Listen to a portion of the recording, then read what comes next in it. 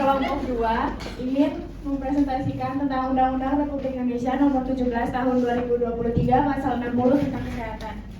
Di sini saya Nurul Hayati sebagai moderator dan ada teman anggota kelompok saya, ada Tessa, Nurul, Diva. Pertama ini ada regulasi yang akan dijelaskan oleh Tessa. Suryani. Jadi Undang-Undang Republik Indonesia Nomor 17 Tahun 2023 itu pasal 60 itu merupakan sebuah regulasi yang komprehensif dan mengatur berbagai aspek terkait kesehatan. Nah, dari si pasien yaitu perempuannya dalam kasus kecuali dalam kasus korban perkosaan di mana persetujuan suami itu tidak dapat diperlukan.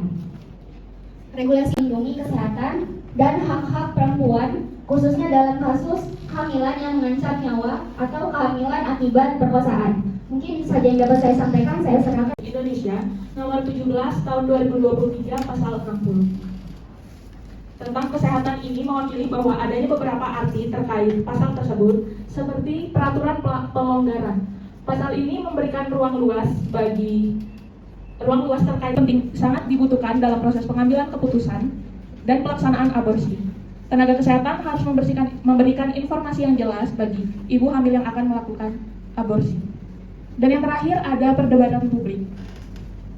Pada pasal ini memicu timbulnya perdebatan publik, ada pro dan kontra di masyarakat, di mana ada yang mendukung karena dianggap memberikan hak bagi perempuan, sementara yang lain bertentangan karena alasan moral dan agama. Oke, baik. Selanjutnya ada manfaat Undang-Undang Dasar Republik Indonesia Nomor 17 Tahun 2023 Pasal 60. Nah, yang pertama itu ada membantu mengurangi stigma buruk. Nah, dengan undang-undang ini yang jelas dapat melindungi untuk memperbaiki akses korban. Ini tuh mengenai isu kekerasan seksual dengan hak-hak perempuan serta pentingnya akses ke layanan kesehatan. Kemudian yang ketiga ada melindungi dan memperbaiki akses terhadap layanan kesehatan. Terus yang terakhir ada melindungi korban TPKS. Nah, TPKS ini tuh tindak pidana kekerasan. Oke, selanjutnya kita masuk ke kekurangan dan kelemahan. Nah, jadi dari pasal dari undang-undang ini kami dari kelompok 2 sudah melakukan analisis dan terdapat beberapa kekurangan dan kelemahannya. Yaitu ada di pasal 60 ini sudah memberikan kriteria medis yang cukup jelas untuk pelaksanaan aborsi, tetapi ada beberapa pasal yang masih terbuka dalam penafsiran yang berbeda sehingga dapat menimbulkan adanya kebingungan dalam pelaksanaannya. Lalu selanjutnya itu keterbatasan dari fasilitas. Yang memicu perdebatan, terutama masih ada orang-orang yang menganggap bahwa aborsi ini merupakan tindakan yang tidak sesuai dengan nilai-nilai moral serta agama, jadi menimbulkan stigma yang buruk terhadap korban kekerasan. Baik, yang selanjutnya ini ada kesimpulan untuk undang-undang ini tuh undang-undang ini dapat memperkuat sistem kesehatan nasional karena dapat memberikan manfaat yang signifikan termasuk menjamin akses terhadap aborsi yang aman dan legal bagi korban kekerasan seksual. Lalu dapat mengurangi risiko kesehatan akibat aborsi ilegal dan meningkatkan kesadaran. Perkenalkan diri, nama saya Sadian, saya dari kelompok 1. Saya ingin bertanya sebagai orang awam ya. Saya sebagai orang awam itu masih jarang mendengar kalau misalnya orang-orang yang dalam tanda kutip itu korban pemerkosaan itu dibantu aborsinya oleh tenaga kesehatan. Yang banyak saya dengar itu ya sudah antara mereka aborsi sendiri atau mereka membiarkan anak itu lahir dan mereka besarkan sendiri gitu loh. Nah, kalau menurut teman-teman nih, undang-undang ini tuh sebenarnya masyarakat itu masih banyak yang nggak tahu karena memang sosialisasinya kurang kah, atau memang masih banyak rumah sakit atau fasilitas kesehatan di Indonesia itu yang masih belum bisa melakukan aborsi ini gitu loh. Karena saya pun sebagai orang yang awam itu ya itu tadi, saya masih jarang mendengar ada masyarakat yang aborsinya itu dibantu oleh tenaga kesehatan. Dan menurut teman-teman, apakah sosialisasi mengenai undang-undang itu bisa gitu kita lakukan di remaja-remaja kayak gitu? Karena kan jadinya kalau misalnya mereka tahu dari remaja, jadi mereka nanti kalau misalnya ya nggak minta-minta ya mereka jadi korban pemerkosaan, mereka jadi tahu gitu loh, oh aku bisa nih aborsi ke fasilitas kesehatan untuk menjunjung tinggi hakku sebagai perempuan gitu loh. Gitu, terima kasih. Nama saya Sabira Zahra Amani Putri, saya perwakilan dari kelompok 4 ingin bertanya, bagaimana implementasi pasal 60 nomor 17 ini dipantau dan dievaluasi oleh pihak berwenang, dan apa contoh mekanisme untuk menangani individu atau kelompok yang melanggar pasal tersebut? Terima kasih.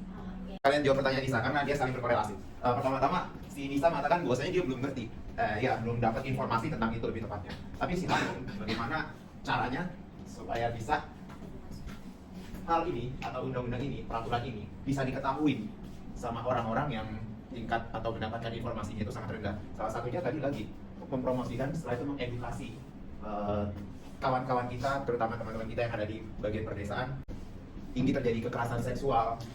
Itu kita beri informasi, berikan edukasi tentang adanya undang-undang ini, bahwasannya negara itu menjamin dan juga melindungi kalian untuk melakukan aborsi, tapi sesuai dengan ketentuan yang sudah diatur di dalam undang-undang. Karena ada beberapa yang harus dilihat, seperti sudah berapa usia kehamilannya, setelah itu dia beneran terjadi tindak kekerasan seksual atau memang suka-suka. Sehingga itu harus dipertimbangkan, oh ini benar pelanggar hukum atau benar negara harus bisa melindungi hal ini. Gitu ya. Dan jadi hal ini karena kurangnya informasi serta edukasi dari pemangku kebijakan dan juga pembuat kebijakan tersebut, sehingga apa yang sudah dibuat oleh atau sudah dimaktubkan di dalam undang-undang belum terinformasikan atau belum tersalurkan secara dengan baik kepada warga masyarakat. Begitu. Seringkali kita menganggap aborsi itu ya jelas, karena kita di Indonesia kita seringkali mengikut adat ketimuran, yang dimana kita menjunjung tinggi yang namanya moralitas dan etika, sehingga yang namanya aborsi itu sama saja membunuh. Sehingga negara pada saat ini memang negara melindungi hak dari ibu. Tapi pertanyaannya, ada yang mempertanyakan, apakah negara tidak memikirkan tentang hak si bayi? Apakah hanya memikirkan tentang kehidupan si ibu tanpa memikirkan kehidupan si bayi, si janin? Jadi kalau misalnya ada orang yang diperkosa contohnya, lantas dia hamil, mungkin saja orang-orang desa karena memiliki pemikiran bahwasannya aborsi itu adalah satu hal yang tabu, sehingga orang tuanya mengatakan, oh ya udahlah nggak apa-apa, nanti kita urus saja ke hukum. Regulasi, bagaimana kemudian esensi dari aborsi itu sendiri. Berbicara mengenai aborsi, itu kan boleh digugurkan di umur trimester ya. Artinya masih dalam konteks belum terbentuk janin sempurna, dan itu pun berdasarkan indikasi medis. Dan ini diperbolehkan utamanya oleh negara-negara maju. Assalamualaikum warahmatullahi wabarakatuh. Saya Deora Lehrawan dari kelompok 2. Di sini saya akan menjawab pertanyaan dari Sabila, yaitu pertanyaannya adalah bagaimana implementasi pasal 60 nomor 17 tahun 2023 yang dipantau dan juga dievaluasi oleh pihak berwenang, dan juga apa saja contoh mekanisme untuk menangani individu atau kelompok yang melanggar pasal tersebut. Jadi, di sini saya akan menjelaskan mengenai pasal 60 nomor 17 tahun 2023 dulu sebelumnya, yang dimana pasal ini adalah mengatur tentang larangan dan juga pengecualian terkait tindakan aborsi. Jadi implementasi dari pasal ini adalah melibatkan beberapa indikator, seperti yang pertama yaitu adalah penetapan indikator. Jadi di sini kita harus menentukan indikator keberhasilan dari pelaksanaan pasal tersebut. Contohnya seperti jumlah pelanggaran yang tercatat atau juga tingkat kepatuhan dari masyarakat terhadap pasal tersebut. Yang kedua adalah pengumpulan data. Jadi di sini implementasinya adalah melakukan pengumpulan data secara berkala untuk mengukur sejauh mana indikator tersebut tercapai, dan juga data ini bisa diperoleh dari laporan ataupun pengawasan, terus survei dan juga atau pengaduan masyarakat. Yang ketiga ada analisis data. Jadi analisis data yang telah terkumpul itu akan diidentifikasi masalah dan juga kendala dari pelaksanaan pasal tersebut. Dan yang keempat adalah mengevaluasi. Jadi melakukan evaluasi secara komprehensif terhadap pelaksanaan pasal tersebut, termasuk mengevaluasi atau menganalisis efektivitas dari kebijakan dan juga program-program yang telah dilaksanakan. Dan yang terakhir adalah pelaporan. Jadi di sini adalah menyusun laporan evaluasi yang dimana isinya adalah temuan-temuan hasil dari evaluasi ataupun juga rekomendasi perbaikan ataupun tindak lanjut dari pelaksanaan pasal tersebut. Kemudian untuk mekanisme penanganan pelanggaran baik itu individu atau kelompok dari pelanggaran pasal tersebut, yang pertama adalah pengawasan. Jadi di mana di sini adalah melakukan pengawasan secara rutin terhadap pelaksanaan ketentuan dalam pasal tersebut. Dan juga yang kedua adalah penerbitan peringatan, yang dimana di sini bisa peringatan tertulis ataupun tidak tertulis terhadap pihak yang melakukan pelanggaran tersebut. Lalu juga penjatuhan sanksi seperti pencabutan izin, denda ataupun pembekuan kegiatan. Lalu yang terakhir adalah penegakan hukum, yang dimana membawa perkara pelanggaran ini ke pengadilan untuk diproses secara hukum. Itu saja jawaban dari kelompok 2 untuk pertanyaan dari Sabila. Sekian, terima kasih. Wassalamualaikum warahmatullahi wabarakatuh.